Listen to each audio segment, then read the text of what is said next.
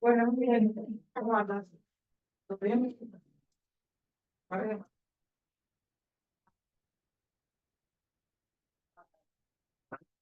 Bueno, yo caigo en la mosca. Vieron que la mosca es genial. ¿Para hoy se sentaron de nuevo la grieta o estamos? Ah, no. Se fueron a hacer una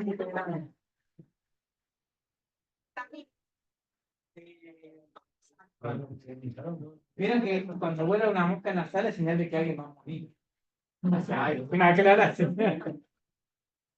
Así que ustedes siempre tengan cuidado si de repente les pasa una mosca. Está bien.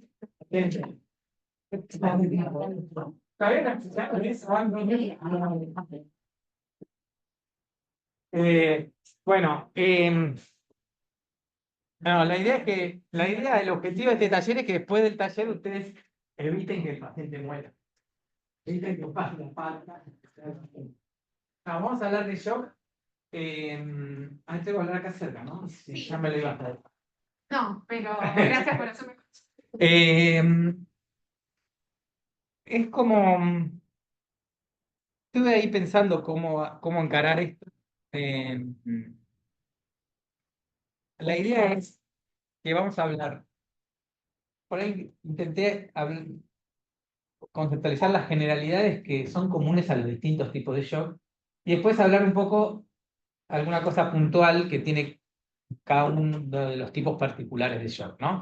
Hay algunas generalidades que uno puede ir charlando y que vamos a ir viendo. Y después hay algunas cosas que son muy peculiares del shock séptico, que tienen mucho que ver con el manejo del shock séptico, que yo voy a tocar medio de.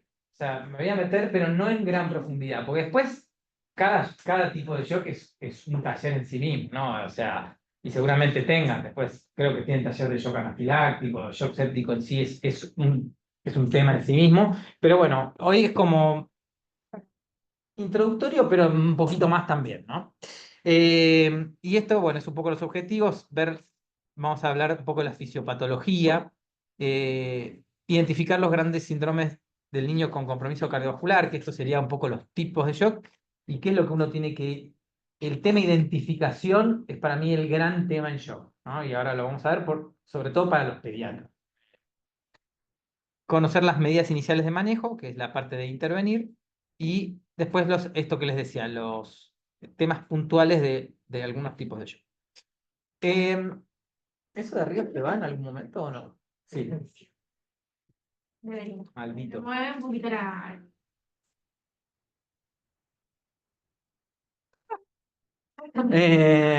Bueno, yo siempre les digo, cuando uno empieza a pensar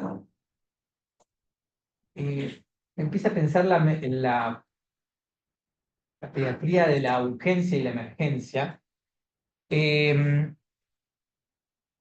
a mí me resulta interesante pensarlo de esta forma, ¿no? Pensar desde lo más grave que le puede pasar a un niño, que es morirse, paro cardiorrespiratorio, y cuando yo llego a un lugar donde hay un paciente en paro cardiorrespiratorio, no tengo que pensar no tengo nada más que hacer que actuar, independientemente de la causa que lo desencadenó. Entonces, ahí es sencillo, identifico, actúo.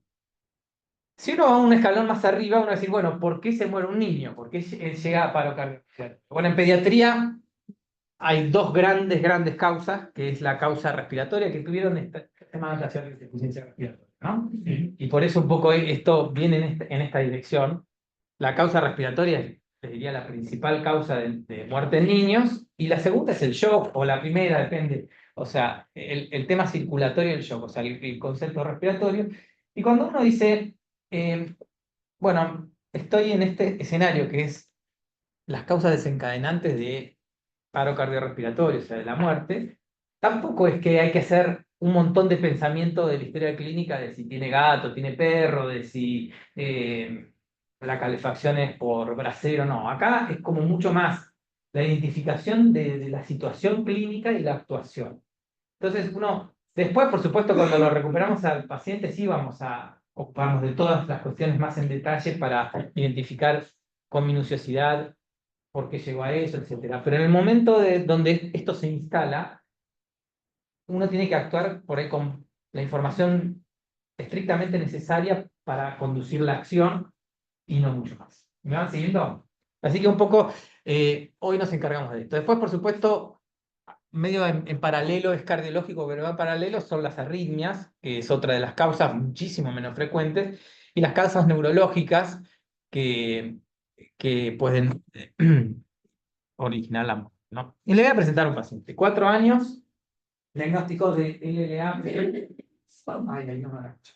En fase de consolidación, ingresa a un aislamiento de unidad 6 por una neutropenia febril, no hay cama en infecto, había sido de alta hacía 72 horas, tuvo un registro febril de 38,4 en su casa y viene a la guardia y se decide la internación. Usted lo revisa al paciente, está en regular estado general, tiene 38,6. La madre refiere que estuvo decaído y durmiendo más de lo habitual. Tiene la mucosa oral con lesiones blanquecinas y la mucosa anal normal. Tiene un catéter implantable sin signo de flebosis. Esos son los signos vitales. Frecuencia respiratoria 28, 130 cardíaca, bla, bla, bla. Todo eso es normal. Tiempo de respiro capilar menor a 2 segundos. Pulsos presentes algo saltones, 95-55 la TA. No recuerdo la última diuresis. Ese es su laboratorio. Está contra neutropénico, plaquetopénico. Y bueno, eso es lo que se hizo hasta ahora. ¿Qué les llama la atención de esta situación clínica que les presento? O sea, ¿qué señales ahí ustedes estarían en principio atentos o qué reflexiones me pueden dar de esta primera situación? Muy bien, excelente. La pega, ¿Eh? la pega, Bien. Esta cuestión del sensor. Bueno, la situación hematológica es muy propia de su enfermedad, ¿no? Pero está, por supuesto, es un poco... Bien. ¿Y por qué me dicen la TA, los pulsos saltones? ¿Qué les hace pensar? Bien, bien. Excelente. ¿Y qué situación del estado hemodinámico?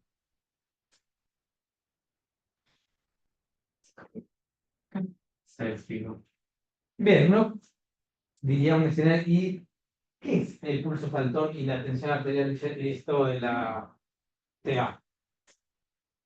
¿Qué situación habla refleja? de inflamación sistémica y el, el corazón está intentando compensar esta caída del pulso. Más o menos. Ya, Bien. vale. Ahora vamos a profundizar en eso. ¿Algo más le llama la atención? Bueno, la hiperdinamia, no, el atado. Excelente. ¿Está taquicárdico? ¿Qué me pueden decir de la taquicardia?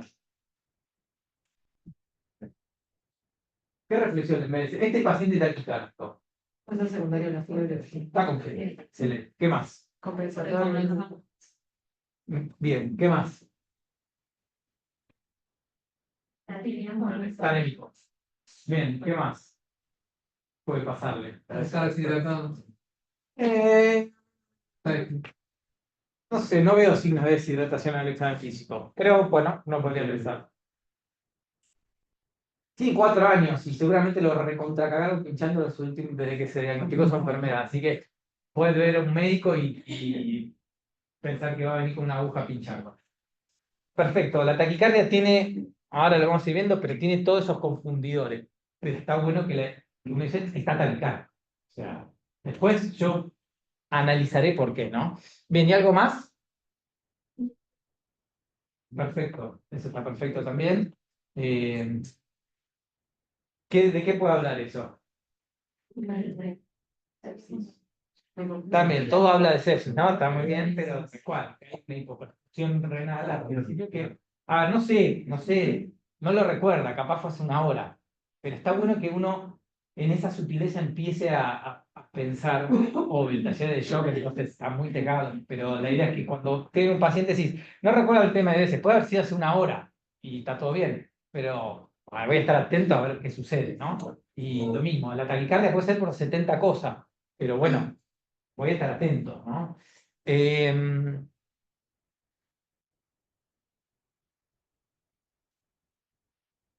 tiene la frecuencia respiratoria alta también, ¿no? Uno dirá, a mí me pueden decir, bueno, la fiebre puede ser, ok, veremos, pero también es otro signo que uno tiene que estar ahí atento.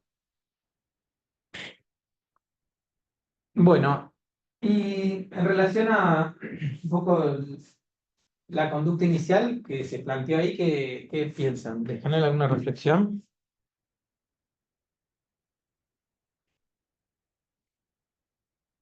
No puse mucho conducta, pero se desprende un poco de lo que dice ahí. Tenéis un laboratorio. Estaba buscando un poco. Bien, ¿y qué? Está bien. Porque yo- Todo eso está bien. ¿Harían algo distinto de todo esto? Bueno, esa es una discusión que está bien. Para un paciente neutropénico general se la vamos a hacer porque por ahí no hay sintomatología y puede ser un poco probable, ¿no? Si no tiene síntomas respiratorios, en principio, aquí donde dice que es un neutropénico febril, en principio no habría que Podríamos. Le pusieron- Bien, ahí está. Claro, esto es que esperamos, ¿no? Esto es que la palabra esperar molesta ahí.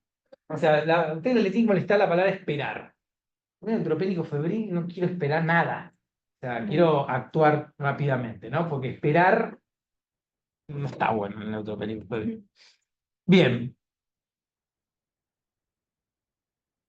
Esto siempre, bueno, lo echarlo. Eh, esto, hay dos filminas acá.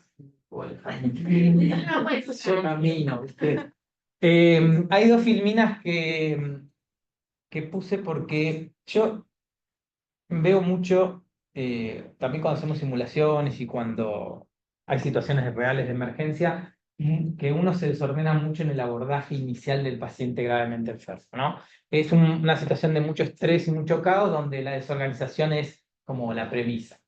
Entonces, siempre refuerzo mucho esta cuestión, así como les decía al principio, que uno se organiza ahí actuando de la gravedad, desde lo menos grave, de lo más grave para actuar rápido hacia lo menos grave, en todos los protocolos de RCP y las guías de PALS y de la Academia Americana de Cardiología, de la AJA, está esta cuestión medio algorítmica y cronológica de abordaje del paciente gravemente enfermo, ¿no? Que empieza con esto que es la impresión inicial, que es esto que siempre hablamos del estado general. Hablamos mucho del estado general de los pacientes y yo me pregunto, ¿qué es el estado general? Y a veces, yo, ¿cómo está? Sí, ¿pero qué es?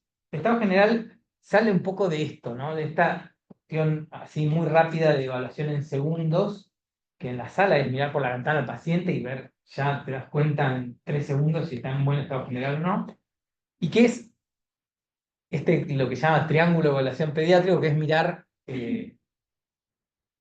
un elemento que es la apariencia, que tiene que ver con lo neurológico, de los 3 órganos vitales. ¿Vieron que yo le dije, ¿de qué nos morimos? De insuficiencia respiratoria que lleva al paro, de shock, que es lo circulatorio, y de la muerte cerebral.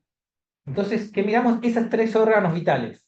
El trabajo respiratorio, la apariencia, el estado de conexión y la vigilia, y digamos, miramos sí, la coloración de la piel o la cuestión que nos refiere más a lo circulatorio. Si es un pibe azul como un pitufo o blanco como un papel, bueno, hay algo circulatorio que está sucediendo a priori de lo cual me tengo que ocupar. Y esta impresión inicial se enlaza a identificar en qué paciente tengo que actuar inmediatamente sin hacer absolutamente más nada, o sea, se enlaza al concepto de identificación del paro cardiorrespiratorio, de una situación de urgencia importante o de emergencia, ¿no? ¿Eh? Triage. Casi es una especie de triage, exacto. Entonces, esto es el famoso estado general.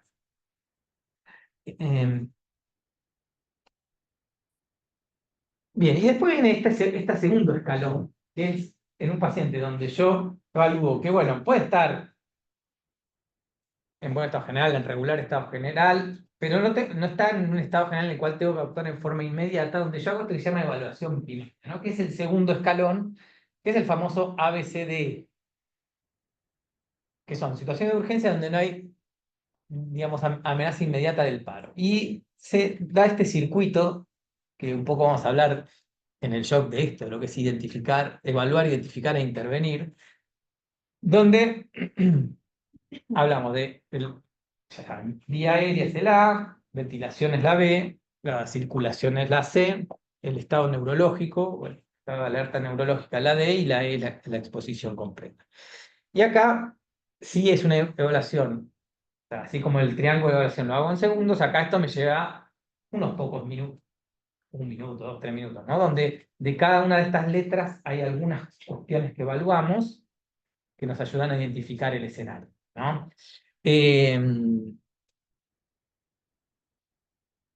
Cuando yo hago esta evaluación, no sé, de la A vamos a evaluar la permeabilidad, la posición de la vía aérea, 3, 4 cosas. De la B vamos a evaluar la frecuencia respiratoria, la ocultación, la saturación, etcétera, etcétera. Donde la C lo mismo, la D tiene el Glasgow, o hay otra escala que es más rápida que se llama ABDI. Bueno, uno va haciendo evaluaciones de cada una de estas letras y establece un escenario de situación. Y este es esto que les decía, ¿no? En el paro, la evaluación dura segundos, que la idea es empezar rápido con en el escalón anterior a ese está esto, que es situación de urgencia, pero que no merece, que no es un paro. Entonces acá yo identifico si esto se ubica en la B, en la ventilación, en la vía aérea, bueno, más en lo respiratorio, si se ubica más en lo circulatorio, según estas 5 o 6 datos de cada una de estas letras que yo fui abordando. Ustedes cuando me hablan de este paciente me hablan de que no recuerda su última diuresis, que está algo taquicárdico con un contexto de cuestiones que pueden ser confundidoras, que tiene los pulsos saltones, que tiene el doctor Artielo. ¿Y qué más me dijeron? Y la TA estaba ahí, y algo más me dijeron, no me acuerdo. Ah, y alguna cuestión neurológica. Bueno, sigue la historieta. 2 horas más tarde todavía no llegó el pase a habilitar el catéter porque tuvieron una urgencia, ni se ingresó el urocultivo porque no tuvo diuresis, por lo que todavía no inició tratamiento antibiótico. Sigue en regular estado general, bajó la fiebre con dipirona, tiene 37,5, tiene 145 cardíaca, 26 de respiratoria, la TA es de 90-40, satura 94% aire ambiente, con leve hipoventilación en ambas bases pulmonares. El relleno capilar es menor de 2 segundos y tiene los pulsos saltones. Está vigil reactivo, pero luego de revisarlo, luego de llorar, cuando lo revisamos, boludo. Bueno, ¿qué me pueden decir ahora de esto que está pasando? Soy alternante. Bueno, muy bien. O sea, Que está con cesario alternante. empeoró el sensorio, la fiebre bajó y la taquicardia está peor, ¿no? ¿Eh?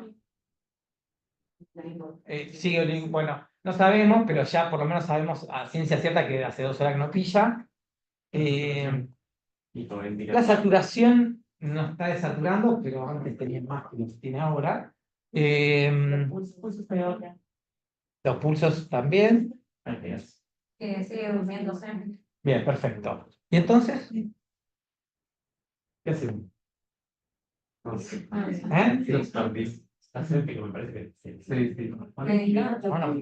¿Eh? Primero los amigos.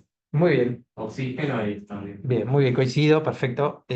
Sí, digamos, uno ubica si todos los valores hemodinámicos empeoraron, ¿no? Entonces, claramente este paciente se nos está escapando de la tortuga y hay que empezar a accionar con un poco más de urgencia. Y sí, se nos fue la hora dorada, ¿no? Es un poco eso de esperar, no sé. Si no está el pase, llamaremos al R2 de otra sala y hay que empezar a accionar. Igual me retrasa el antibiótico, no poder habilitar y tomar. Pero ponele que no encuentro a nadie que me venga a ayudar. Pueden hacer ustedes. Mira, ahí Me esperaría. en realidad tenés vía, yo te pregunto, ¿tenés vía? ¿Por dónde se lo pasás?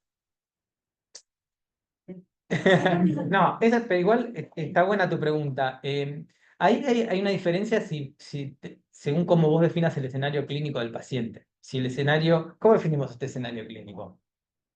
¿Eh? De compensación de frecuencias. Sí, está bien, las dos. Podemos ir un poco más también. Una pregunta. Ah, Es una reantropía. sí, ¿esto es un shock séptico?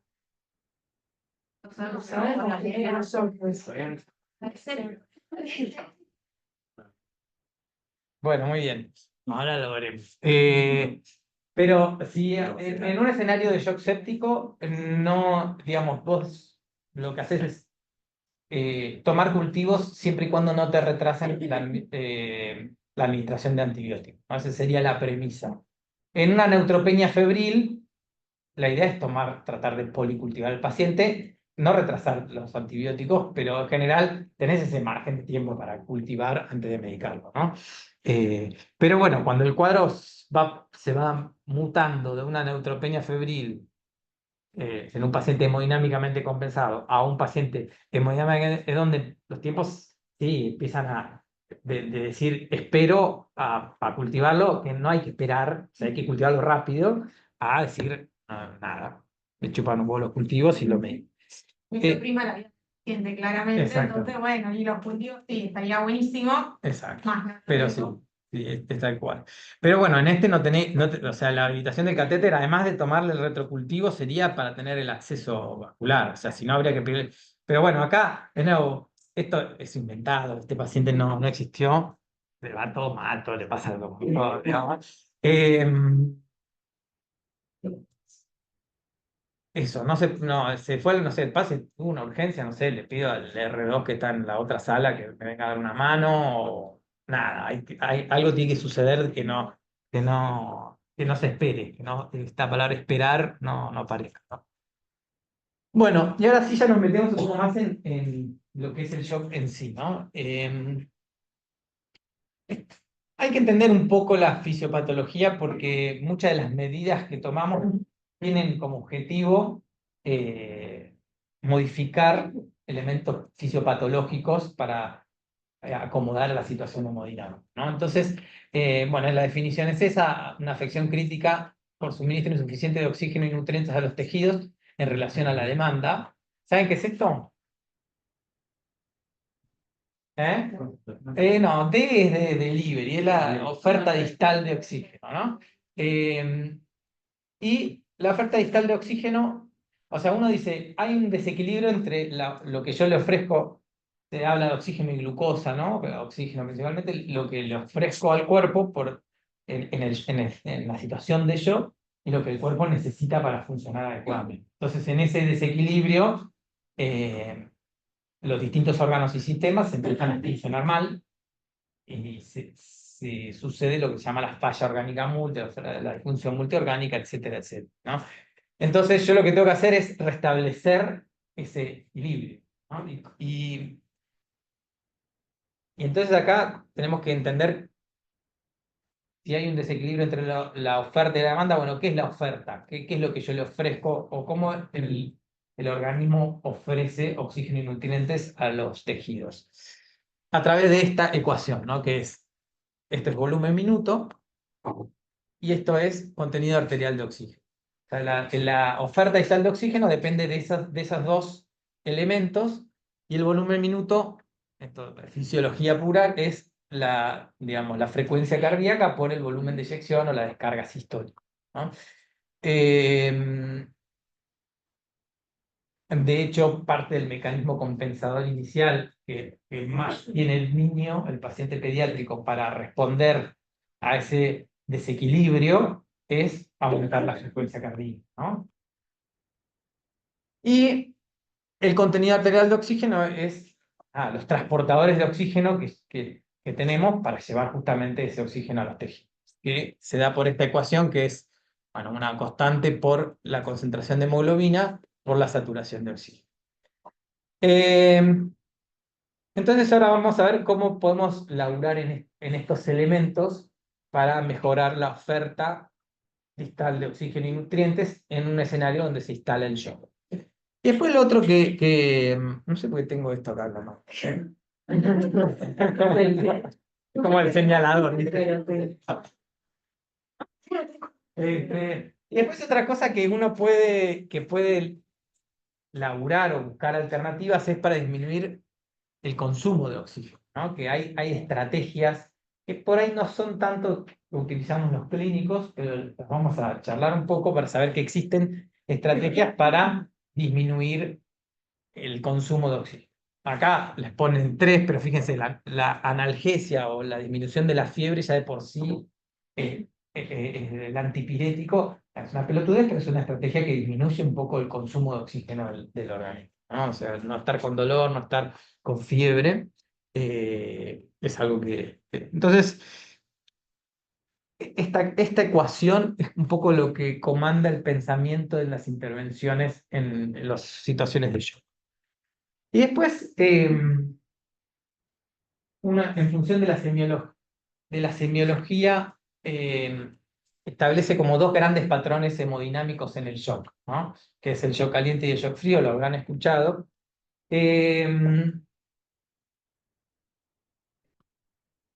¿Qué pasa en el shock caliente?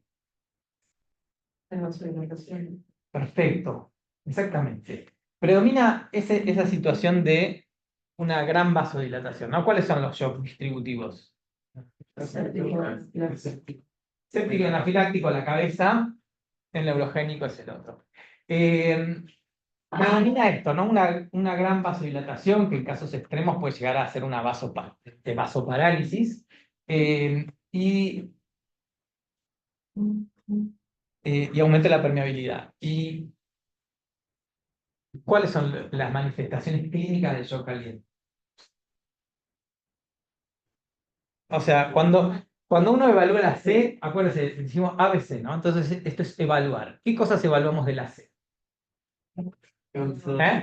Pulsos. ¿Cómo están los pulsos? Aumentados saltones. ¿Qué es el pulso saltón? Vuelvo a esa pregunta que dije antes. Hay que conocer un poco los pulsos igual que... Está bien, no, pero está bien, pero ¿qué es fisiopatológicamente el pulso saltón? ¿Qué refleja? Hiperdinámico, volumen sistólico. No, no, no. No es tan lejos, pero no. Me lo dijeron antes. ¿Qué pasa con ¿Qué produce la vasodilatación? ¿Eh? Esa gran vasodilatación, ¿qué produce la tensión arterial? Como la falta del volumen efectivo, son vasoconstricción, entonces hay hiperdinámica. No, acá hablamos de vasodilatación, ¿no? ¿Qué es parte de la TA? La resistencia, o sea, ¿Qué es parte de la TA? o sea, bueno, la histórica y mucha histórica. Disminuye la diastólica. O sea, la sistólica, no sé, depende ahí cómo esté el bobo, cómo esté el corazón funcionando, puede aumentar o no. Pero sí claramente me vasodilato, baja la resistencia vascular periférica mía. Y mi computadora, todo ahí adentro. Toda cosa de mucha plata. Todo. La botellita relativa. Sí, la dejé fue.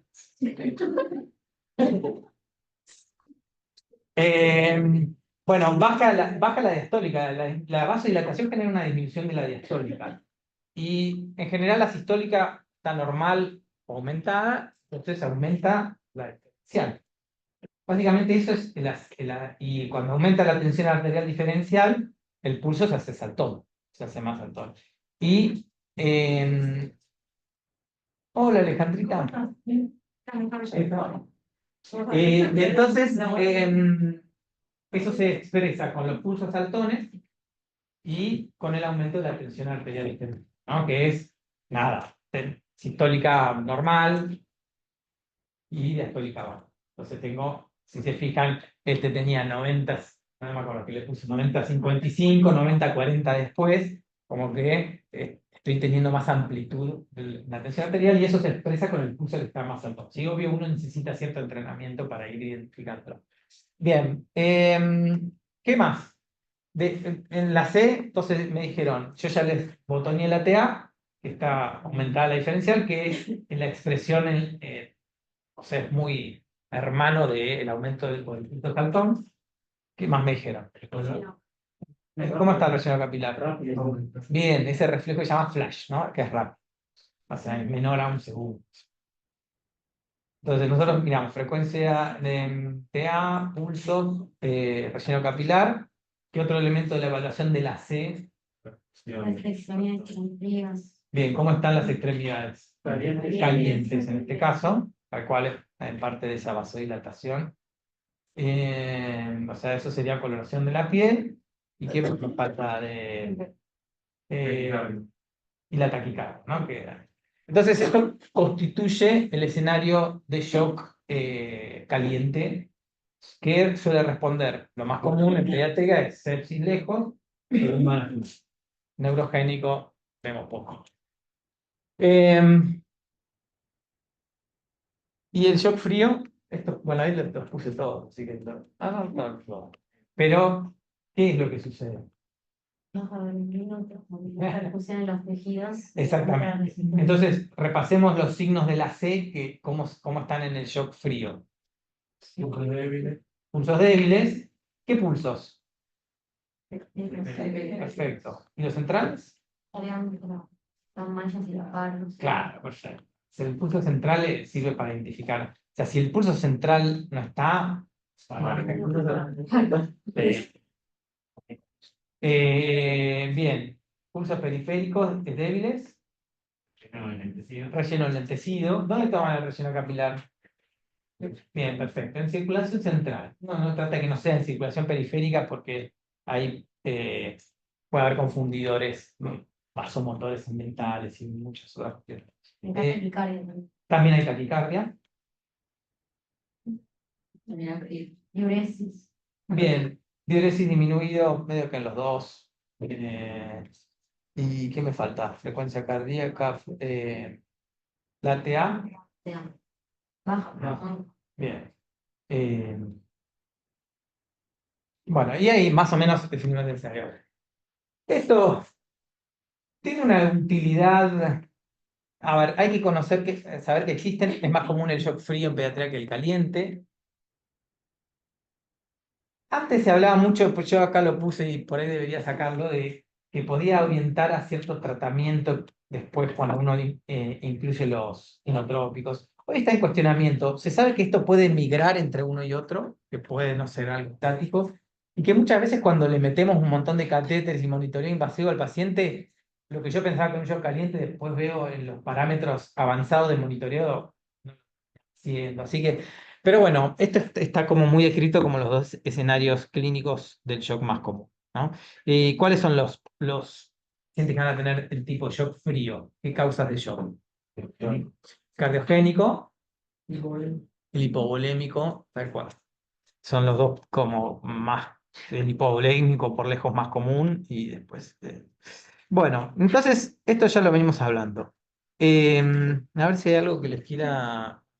No, ya hablamos de todo esto.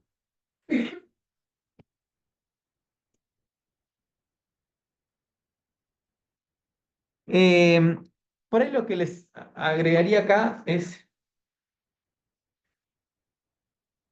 esta cuestión que un poco lo puse en el caso clínico del monitoreo continuo del paciente, ¿no? Porque yo digo, bueno, por ahí en el primer escenario que les puse, no sé si me alcanzaba para decir hay que expandirlo al paciente, ¿no? O por ahí tenía algunas cosas que llamaban la atención, pero ninguna era como una situación que yo diga, ah, sí, claro, pero está bueno que el paciente, y además la comparación con el mismo paciente, me sirva de referencia. Y estas son las cosas como que por ahí tengo que rechecar en un paciente que potencialmente puede llegar a estar en shock o lo que sea, como tener un control continuo en el tiempo. Y de golpe, si digo, no sé, ahora no se acuerda cuando pilló, pasan 3 4 horas de la guardia y sigue sin pillar, y bueno, ya lo voy a mirar más de cerca. Le bajé la fiebre y la taquicardia no bajó ni un punto y subió 5. Bueno, entonces esa cuestión comparativa del propio paciente y de estos parámetros en el tiempo, está bueno tenerlas a la cabeza. El estado neurológico es otra cuestión que tenemos que mirar, bueno, etcétera, etcétera. Bueno, y ahora pasamos, una vez que uno identifica la intervención, ¿no? Vamos a empezar con la A y la B. Bueno, ahí medio que lo botoneo. ¿Por qué le ponemos oxígeno a este paciente? Bien, volvemos a esta cuenta, ¿no? ¿Saben cómo se expresa esto en esta matemática? Esto es 0,90 y tanto, ¿no? O sea, Un porcentaje. claro. O sea, ¿cuánto aumentamos el contenido arterial de oxígeno si el paciente satura de 0,98, de 0,94 a 0,98? Muy poquito. O sea, en la cuenta la verdad es que mueve poco la aguja, pero bueno, oxígeno y en la mayor frío posible, porque poco es más que nada, ¿no? Entonces aprovechamos y lo hacemos. Eh, y después está bueno, por supuesto, siempre posicionar, ver que esté permeable la vía aérea, rectificar, etcétera, el oxígeno. Y después esto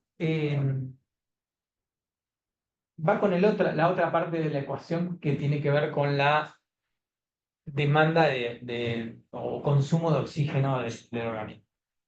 Se habla de que el trabajo respiratorio en los pacientes en el shock puede consumir hasta el 40% de la demanda de oxígeno del cuerpo. Entonces, eh, si yo quiero restablecer ese equilibrio, si yo bajo el consumo en un 40%, la verdad que ayudo mucho a que esa balanza se ponga más pareja.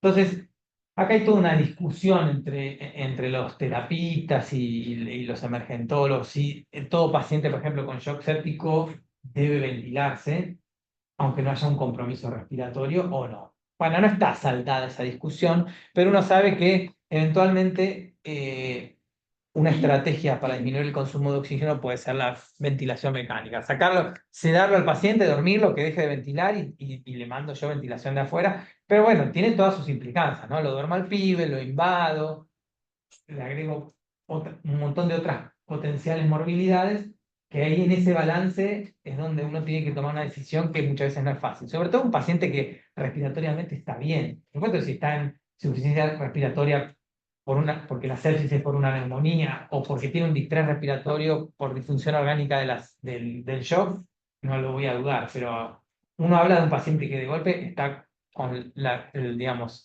sin clínica respiratoria. Bueno, después uno puede sí tener que ventilarlo no sé, para proteger la vía aérea porque está con un deterioro respiratorio ahí, no duda, o porque tiene un compromiso respiratorio, o sea, la neumonía desencadenó un shock séptico o es un distrés respiratorio por la sepsis, ¿no? Pero esto es un poco el abordaje cuando hablamos de el A y el B, la vía aérea y la ventilación.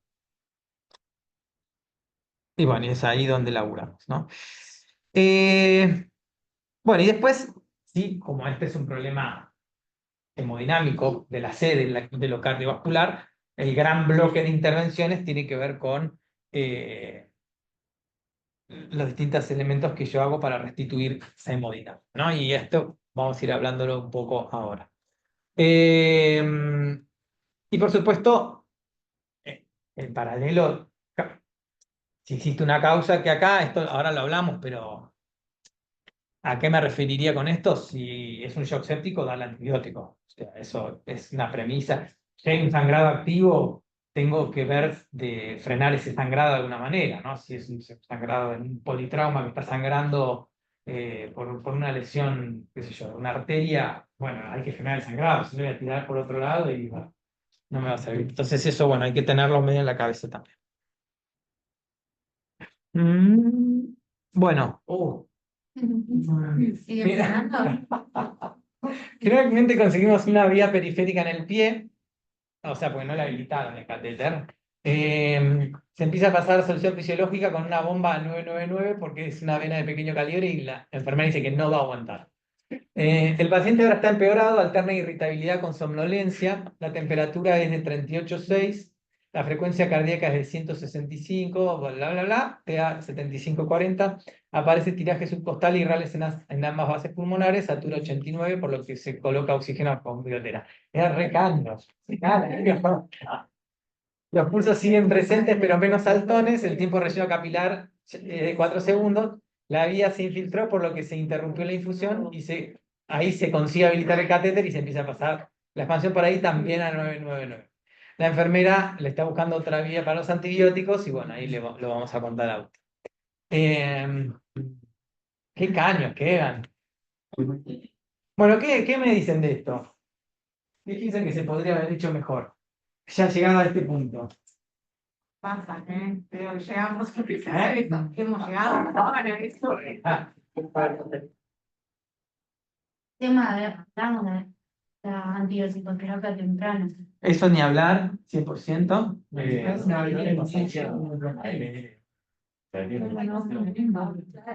La forma de administración de los líquidos.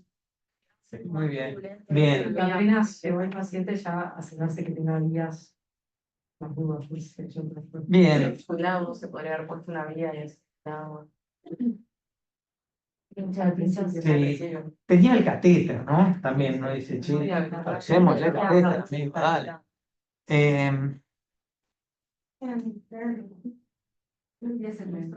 Máscara con reservorio de entrada. Bien, son un montón de cuestiones acá que uno ve, ¿no? Y ahora, ¿qué le pasa al pibe? Ya está en el horno, ¿no? Al principio era un shock caliente y ahora se está haciendo un shock frío y además empieza a tener compromiso respiratorio más marcado, ¿no? Y que esto puede ser una señal de disfunción orgánica, ¿viste? Síndrome de estrés respiratorio del shock, de la sepsis, que es una de las fallas respiratorias, falla orgánica, dentro de la falla orgánica múltiple, la falla respiratoria, es esta, ¿no? Y está hipotenso. Esto no lo dije antes. ¿Cómo calculan la sistólica en un paciente rápido? Rapidísimo. Tengo un año, para menor de 70. Tengo el machete. Sin machete. O sea, sí, la TA vieron que tiene percentilos, que hay una tabla que está relacionada. Bueno, pero no tengo tiempo de mirar los percentilos porque me quema el paciente. Además, bien, la sistólica es 70 más edad, ¿no? Entonces, este tenía 4, 78 sería su. Acá hablamos de sistólica mínima. Arrancó con, este pibe tal cual, arrancó con una sistólica normal, con una diastólica baja, eso era inicial, tenía los más signos de un shock caliente, bien distributivo, bien séptico, y estoy diciendo bien, cimiento a 90, 55, y después creo que después 90, 40, o sea, y ahora ya se enlentece el relleno capilar, baja la sistólica, y lo otro que, bueno, tiene compromiso respiratorio y, digamos, este pasaje hacia el shock frío, uno ahí puede predecir que está teniendo lo que se llama el compromiso cardiovascular por la hipoxia miocárdica, ¿no? O sea, el compromiso, la falla orgánica cardiovascular, o el shock cardiogénico que viene en la sepsis cuando aparece la falla cardiológica por hipoxia cardiovascular. O en cualquier tipo de shock, ¿no? Permanente porque es una. Muy bien. Entonces, acceso vascular. Vamos a ir viendo estas cosas, ¿no? Quiero sus pensamientos. Viene un paciente en shock a la guardia externa.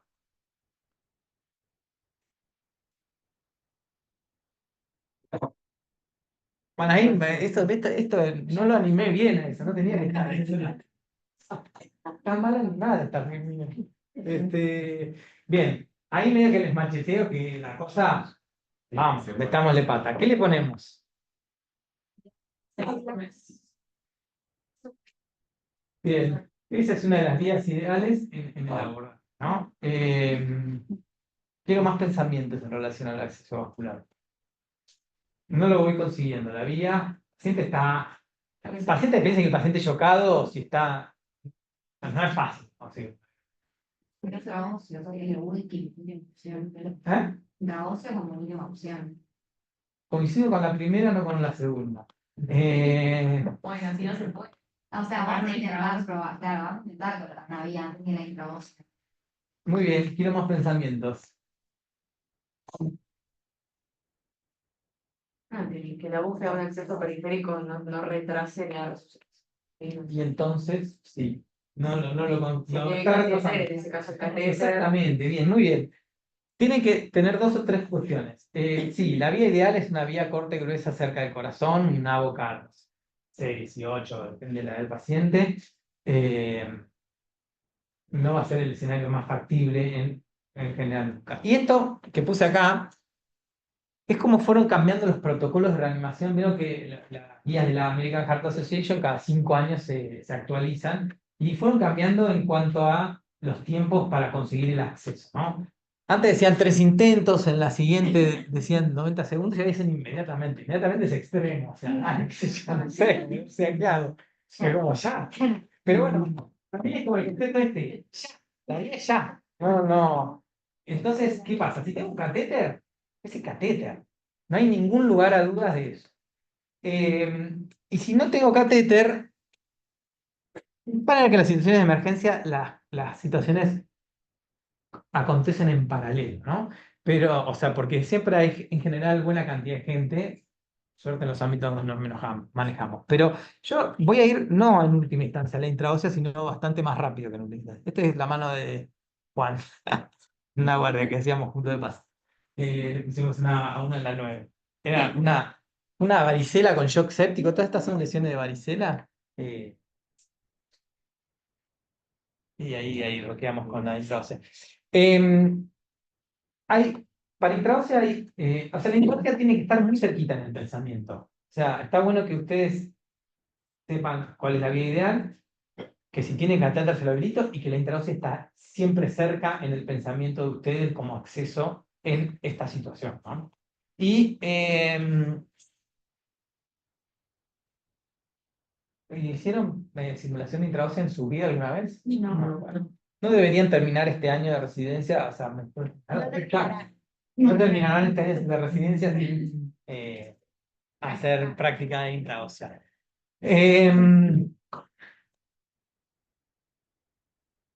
Hay indicaciones absolutas. ¿Qué es indicación absoluta? Sí o sí se pone intraósea. Si hay una enfermera que mientras tanto pueda buscar una periférica, genial que lo vaya haciendo, pero lo primero que hago en ese paciente es ir a buscar las cosas de la intraósea, que una es RCP, para el paro cardiorrespiratorio, perdón. O sea, mientras alguien le hace RCP, una de las personas va buscando las cosas de intraósea, y si sobra una enfermera, si sobra, o profesional de la salud, puede probar con una periférica, pero va primero intraósea, es indicación absoluta. Y la otra es el shock descompensado. ¿Saben qué es el shock descompensado? Exactamente. Y ahí aprovecho para decirles algo que por ahí no les dije y se los debería haber dicho antes, que es que la hipotensión arterial en pediatría es un hallazgo tardío como síntoma de shock. Ese es un concepto también bien importante. Yo, si espero que el paciente tenga hipotensión para tomar medidas o accionar, se me recontra escapó la tortuga. Por eso, lo mismo en el paciente que les voy presentando, cuando yo veo que la diferencial está, que los pulsos están saltones, ya ese es ese es el momento de accionar. Cuando ya tiene hipotensión es que se me fue escapando la tortuga, ¿no? Y que estoy tarde. Y esa es otra indicación absoluta de intraósea. Después hay indicaciones relativas, ¿no? Que es el paciente que tiene un shock compensado, pero que, de nuevo, no estoy pudiendo conseguirle la Biblia, pero esas son dos indicaciones absolutas. ¿Qué quiere decir? Que es el primer acceso que voy a pensar. A ver, si tiene un catéter, nada, ya tiene un acceso puesto, se lo tengo que habilitar. Entonces, directamente voy a ir al catéter. ¿No? Eso tiene, De la calle. paciente que viene de la calle y tiene un implantable, plac, se lo habilita. Y si viene con un CENI o está en la sala con un catéter deshabilitado o sé yo, uso el catéter, lo habilito, lo uso, ya tiene un acceso vascular colocado, no voy a ir a colocarle otro. Después, si quiero, mientras empiezo a expandirlo por el catéter, la enfermera le quiere buscar una vía porque necesito más, lo que sea. Está mal. Pero tengo changüí o no. Sí, un poquito sí. No, pará, ¿qué? Ah, porque usted tiene que entender el niño sano, ustedes. Pero con el ¿Vieron? ¡Oh, la puta madre! No, porque yo con la comida. No importa, yo siempre la comida. Sí, mandando sí, sí, ahí le mandé. Bueno, bueno, muy bien. Así que acceso. Resucitación con fluidos. ¿A qué parte de esta ecuación, en qué parte de esta ecuación trabajo en la resucitación con fluidos? Bien, quiero más. Bien, Depende de la precarga. perfecto. ¿Se acuerdan la ley de Frank Starling? ¿Qué era? Aumento de la extensión de las fibras, aumenta la fuerza de contracción. Exacto, yo aumento la precarga, o sea, aumento el volumen de llenado ventricular, distiendo las fibras miocárdicas y eso aumenta la contractilidad y aumenta el volumen de eyección y aumento la descarga sistólica, ¿no? Entonces, yo laburo acá, ¿sí? Con la expansión. Y esta es la curva esa donde es un poco esto que decía, ¿no? Yo aumento la precarga, le doy líquido rápido por vía endovenosa, entonces se llena más el ventrículo y aumenta el volumen sistólico. El aumento del volumen sistólico aumenta el volumen minuto, aumento la oferta de oxígeno y trato de reequilibrar esa ecuación. Bueno, ¿qué fluido? ¿Qué fluidos puedo, eh, tengo a disposición de elegir? Los cristaloides, perfecto, son de hecho los de primera elección, ahora lo vamos a ver. ¿Qué son los cristaloides? ¿Cuáles son los cristaloides? La solución fisiológica, el Ringer lactato. Sí, ahora yo creo que cuando ustedes sean jefes de residentes, vamos a usar mucho más soluciones balanceadas. De hecho, es como el Ringer es una de esas y hay otra que se llama Pedialyte, Plasma Light. Plasma Light.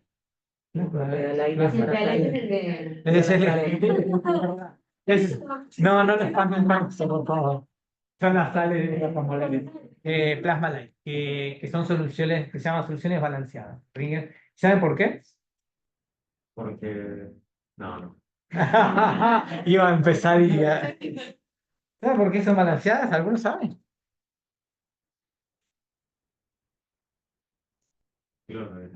Sobre todo, exacto, muy bien, muy bien. Yo creo que ustedes van a, sí, ya aparecen las últimas guías, las guías empieza a aparecer como que faltan estudios ahí que muestren lo que viene viéndose, pero que tendrían un poco menos efectos adversos que el fisio, que es lo que usamos ahora de primera elección, eh, ¿cuánto cloro tiene el fisio? 100 algo. O sí, no. ¿Cuánto sodio tiene el fisio? 154 miliequivalentes por litro, ¿no? ¿Cuánto sodio tiene el plasma? 140 más menos, ¿no? ¿Cuánto cloro tiene el plasma? Un 75% del sodio, o sea, 105, 110, qué sé yo, por ahí. O sea, fíjense que el fisio, en comparación con el plasma, el sodio está bastante bien. Bueno, 10 puntitos más, 9 puntitos más. El cloro está muy lejos, 154 de sodio, 105, 110 de cloro. Estamos muy lejos, o sea, le estoy dando un montón de cloro. Entonces no está, como dicen, no está tan parecido a lo que le doy y eso puede generar hipercloremia en el paciente, dilución del bicarbonato, acidosis metabólica, etc. Bueno, y las otras opciones que están muy en segundo lugar son los coloides, ¿no? Hay una cuestión acá, no llego ni en pedo. No, pero si no freno en un momento y freno, chao. Bueno, Toda la parte final. ¿Qué queda? No, déjame, voy avanzando el lugar y. Pasa que si no doy esto, pues no. Acá, si no hablo de esto, si no hablamos de estos líquidos, ¿de qué hablamos? Encima con la. Hay una cuestión que conceptualmente, fisiopatológicamente, el coloide debería ser mucho mejor como expansor del volumen, ¿no? Porque es una molécula de alto peso molecular, que yo lo meto en el compartimento intravascular, no sale de adentro del vaso y atrae líquido, encima que yo lo paso con líquido, y expande mucho el compartimento intravascular, mejora la precarga. Y de hecho acá esto se ve así, ¿no? Yo cuánto expando el volumen plasmático fíjense, con 20 mililitros por kilo de cristaloide, por acá, no sé, no importa el número, alrededor de 200. Con la mitad de un coloide, más del triple. mucho más del triple. Además, la vida media es mucho más larga. Aún así, en los papeles uno dice, bueno, del oficio patológico, entonces es mucho más eficiente. Paso menos volumen, expando mucho más, mejoro mucho la precarga, mejoro la descarga sistólica y el volumen minuto, para todo perfecto. Después en los papeles, entre que, por ejemplo, la albúmina es es un hemodiderivado, tiene reacciones alérgicas. Después otras que son, viste, son macromoléculas. Eso es una proteína, esto es un hidrato de carbono complejo, las gelatinas son derivados proteicos también. Presentaron eventos adversos, algunos lesión renal aguda, bueno, reacciones alérgicas, como hemodiderivado transmite infecciones, reacciones anafilácticas, etcétera. Tampoco es que cambiaron la mortalidad en positivo, es decir, cambiaron mucho mejor, entonces restituimos mucho más rápido la hemodinamia y el paciente le fue como igual, y con más reacciones adversas con los coloides, y el cristaloide barato y está muy disponible, el coloide queda muy relegado en cuanto a la elección. Y dentro de los cristaloides, hoy el fisiológico es la primera elección, sabiendo que esto que ustedes me decían, fíjense el cloro, comparado con los otros que son mucho más parecidos al cloro del plasma, ¿no?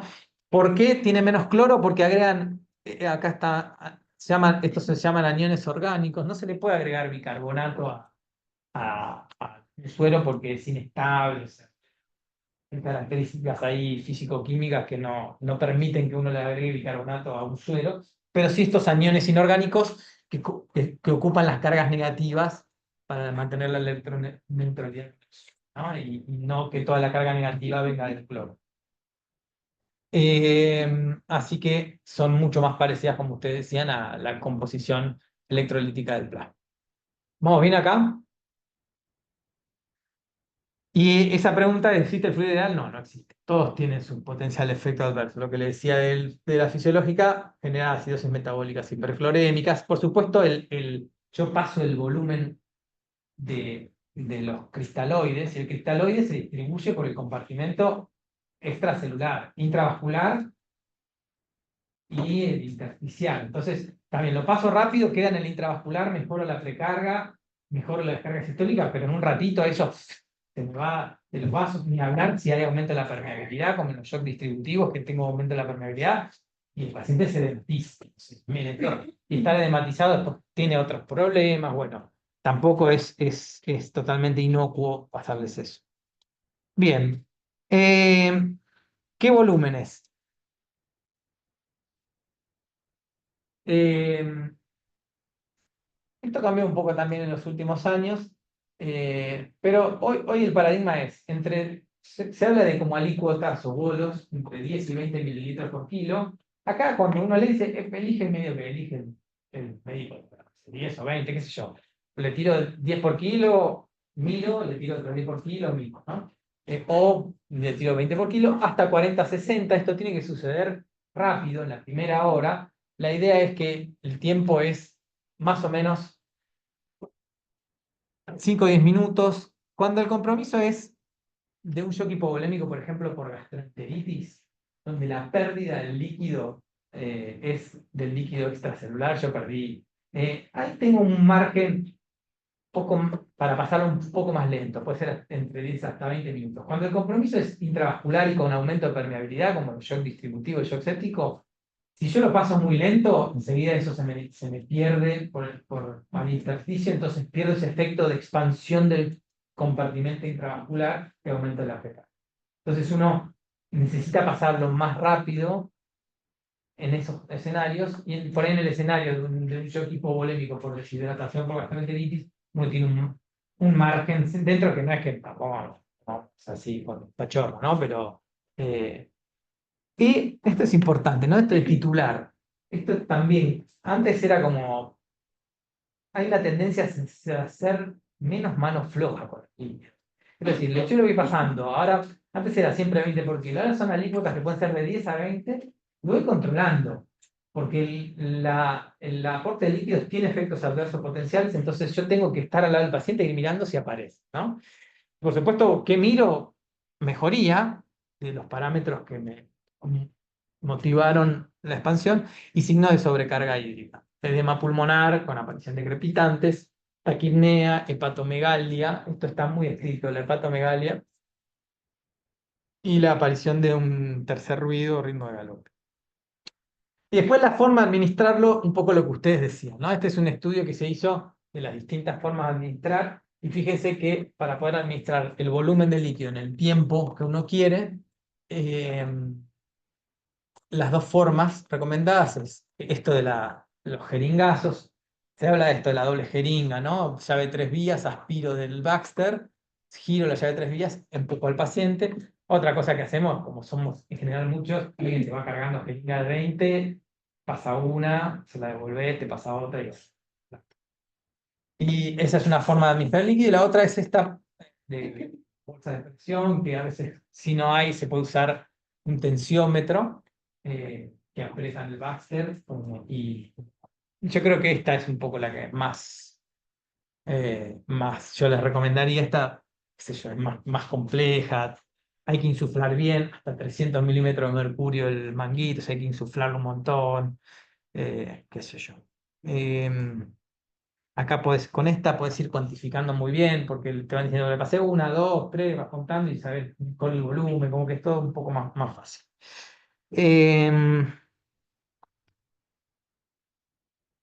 Líquidos, duda con los líquidos. Bien. Inotrópicos vasopresores, y creo que medio que acá ya vamos a colgar los botines. ¿Qué tienen que saber ustedes? Algunos conceptos grandes son que también la tendencia es hacia sea precoz la indicación de inotrópicos o vasopresores. 40-60 por kilo. Si persisten signos de hipoperfusión, o antes, si yo le pasé 20-30 por kilo y el pibe empieza crepitantes en las dos bases, un poco de hepatomegalia, qué sé yo, bueno, freno y ese paciente no está pudiendo manejar esa precarga. Yo le estoy pasando el líquido y eso se está encharcando, se está haciendo. En general, esto sucede cuando, independientemente de la causa inicial del shock, que puede ser hipovolémico séptico, o sea, se agrega un compromiso cardiovascular que es por el mismo shock, o sea, ese corazón isquémico empieza a mal funcionar. Entonces, no puede empujar ese líquido que yo le estoy dando, empieza a tener rémora con edema pulmonar. Entonces, ese paciente freno. Si es un shock cardiogénico, esto se presenta desde el inicio del freno y empieza más precozmente con los inotrópicos, ¿no? Y acá uno va a elegir, hoy por hoy, los dos de primera elección son la adrenalina y la noradrenalina. También acá, los dos, digamos, uno puede elegir, ahí medio que lo elige el terapista, lo va a elegir, o un clínico más experimentado. La nora tiene por ahí un poco más de efecto sobre el tono vascular, entonces en esos shocks más tipo calientes, con gran vasodilatación, etcétera, por ahí la nora es una buena opción. Y la adrena también tiene sobre, pero también tiene un efecto más inotrópico sobre la contractilidad miocárdica, entonces en los shocks más fríos se mejora un poco la performance del ventrículo izquierdo en la contractilidad. Entonces, pero los dos tienen los dos efectos, así que en definitiva no es taxativa esta diferencia. Y el otro concepto importante es que se pueden administrar por vía periférica. En esta cuestión de esto se da en infusión continua, o sea, es un Baxter donde yo golpeo continuo como el midazolam de Vicky Carabajal, no por subcutánea, pero se da en goteo continuo. Se puede administrar por vía periférica en la transición hacia la terapia y a que se administre por vía central. Pero la idea en esto de ser precoz es no esperar hasta tener un acceso central, que por ahí tarda un montón, sino empezar por vía periférica para que el paciente lo reciba precozmente y después, obviamente, ese pibe va a pasar a la terapia, se va a poner un catéter y después seguirá por el catéter. Y también por intraóseo, por supuesto.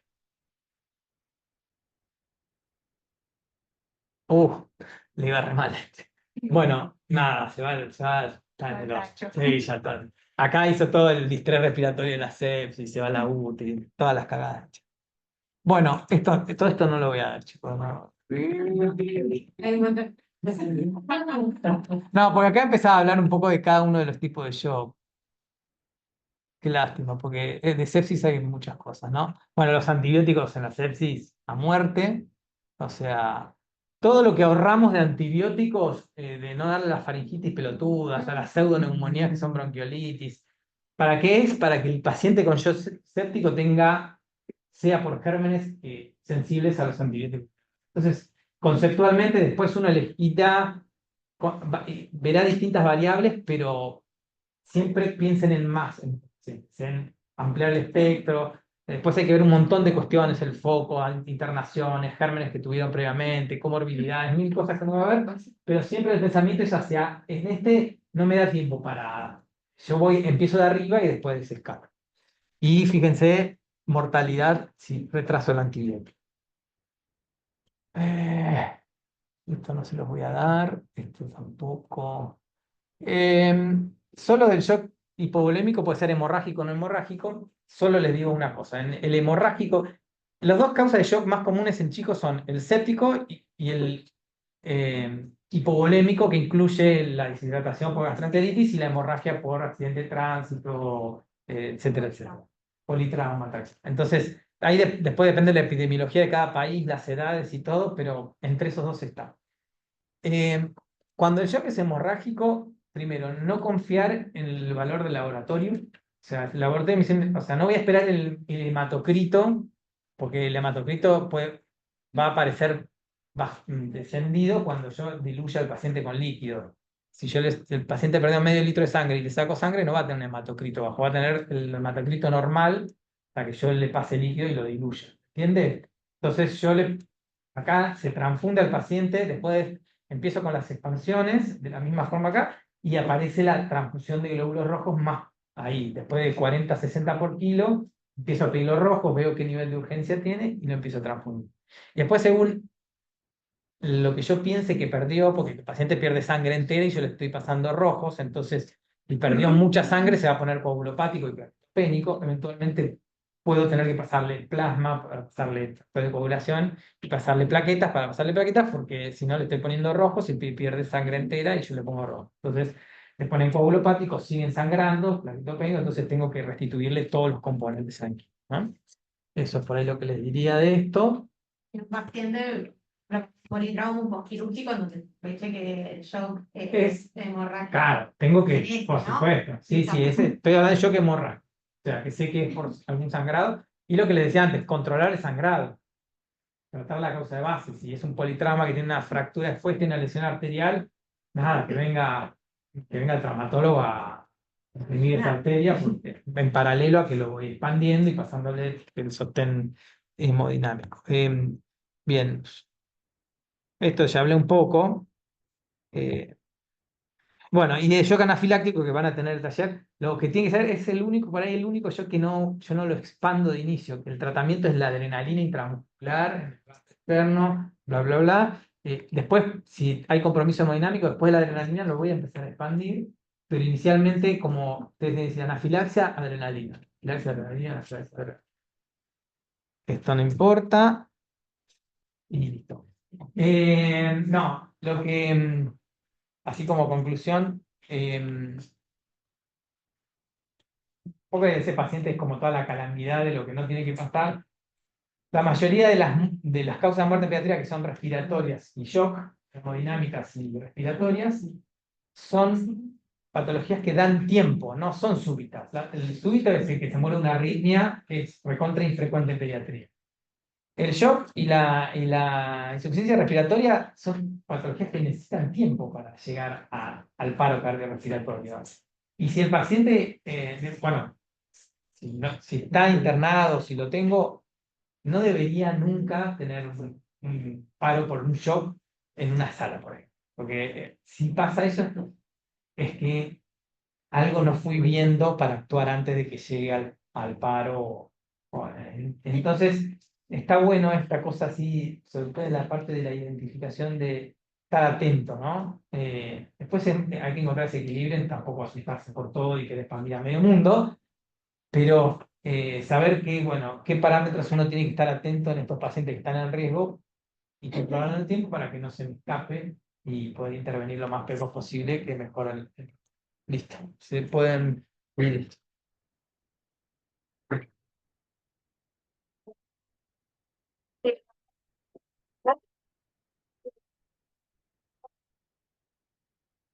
Pará,